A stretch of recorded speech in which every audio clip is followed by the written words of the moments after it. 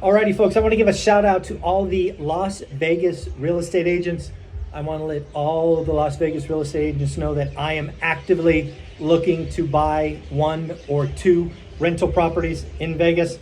I want to hear from you. Do you have listings that are a little long in the tooth where the owner has a decent amount of equity?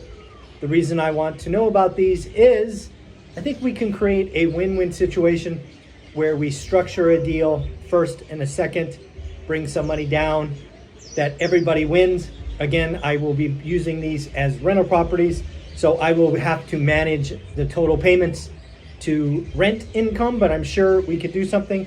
Again, I have a couple of $100,000 that I am willing to put to work on a couple of properties.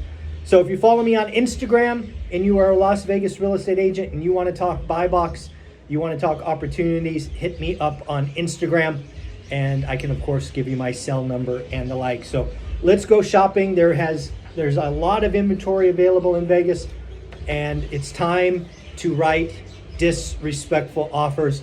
If you want to talk about listings, please reach out and let's see if we can't make something happen. Well, let's get to the news of the day. Obviously, yesterday we talked about the bombing in Iran. I think the biggest question now is, will Iran shut down the Strait of Hormuz? Again, if you don't know, it was last shut down in 1972. Yes, 1972. Also, 1/5 or 20% of all oil goes through that little channel. JP Morgan says an extended closure of the Strait of Hormuz could send oil up to $120 to $130 a barrel. That is $50 to $60 higher than it is right now. Again, obviously something else we need to realize is a lot of that oil goes to China. I suspect China does not want to see that happen, doesn't want to see it shut down. So hopefully there are some conversations going on where that will not happen. But hey, we need to wait and see. Let's talk about Peter Berezin. He is from BCA Research. He has updated his recession call, and he's saying it is a 60% chance of a recession in 2025. We're getting a little long in the tooth, but hey, I like people who make bold calls, and Peter is making one of them. He also highlights the S&P 500 could see a low of 4,500. According to Peter, we have a weakening labor market. I agree with him. We have trade uncertainty. I again agree with him. And he's pointing out a weakening consumer with delinquencies rising. So again, Peter thinks that the U.S. economy will see a recession in 2025. We did get U.S. leading economic indicators last Friday, and they are too flashing recession. They now have been falling for 6 months in a row. Torsten Slok, again, a chief economist, somebody we're following quite a bit, at least I am. He is pretty frustrated. He says the quality of data that we are getting on U.S. inflation is bad. In fact, the quality has gone down, which again, I don't remember which Fed president brought that up, but it's been a pretty widely known fact that the data that we are getting around inflation is outdated and wrong, which is frightening. Let's give a shout out to Logan Matsushami from Housing Wire. He gave us the next new active listings, and new listings for the week, 76,181, below his hope for 80,000. But just so you know, 76,000 might feel like a lot, but if you want to compare it to the bust, which a lot of people are, we were seeing 250,000 to 400,000. If you look at the new listing data, what is basically happening is sellers are staying put. They are saying, I'm not entering the market, there's too much out there. So again, what you're going to have is only the ones that have to sell. Again, shout out all my Vegas agents. Let's talk about properties with lots of equity, and they've been on the market a long time. I am sure we can do something. Let's talk about Fed President Daly. She's out in the news. Further labor market slowing could turn into weakening. I think that is actually what we are seeing. 4 weeks in a row, we've seen weekly unemployment claims be above 240,000, seemingly going higher. Inflation and employment risks are about equal.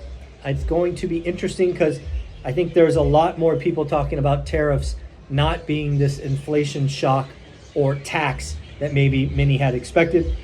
Fed President Daly is going against other Fed presidents who are talking about a July rate cut. She says, rather than July, I think we're talking about the fall. Now, for me, the fall would be September, would be the meeting she's probably talking about.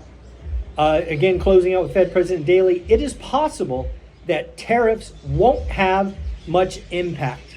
This is important, folks. Remember, general thesis now is tariffs are going to be this 10% across the board. Lots of people now are realizing that maybe that will not be this huge inflation shock that was out there. Want to talk about a couple of quick things. Again, let's talk about getting rich.